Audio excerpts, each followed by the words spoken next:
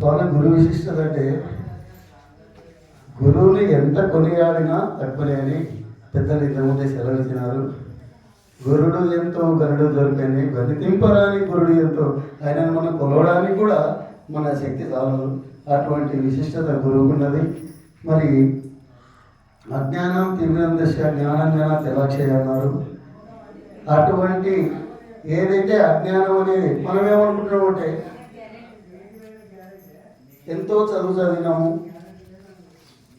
సృష్టి మొదలైనప్పటి నుంచి బ్రహ్మ పర్యాంతం వరకు కూడా జ్ఞానవంతులై ఎన్నిటిని కనుగొనుచున్నాం కదా.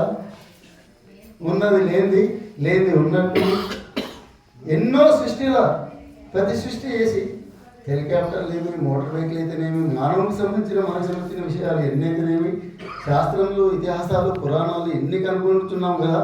నేనే జ్ఞానవంతుని, మానవుడే జ్ఞానవంతుడు అని అనుకుంటున్నారు. కానీ ఇటువంటి జ్ఞానవంత అజ్ఞానం ఏం చెప్పినటువంటి మన సిద్ధాంతంలో ఒక గురువు గారి ద్వారానే అది అవుతుంది. ఇట్లా తెలుసుకున్న లోక జ్ఞానానికి సంబంధించిన జ్ఞానం అంతా అజ్ఞానము.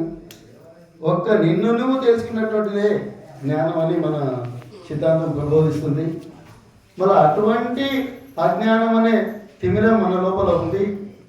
అటువంటి తిమిరాన్ని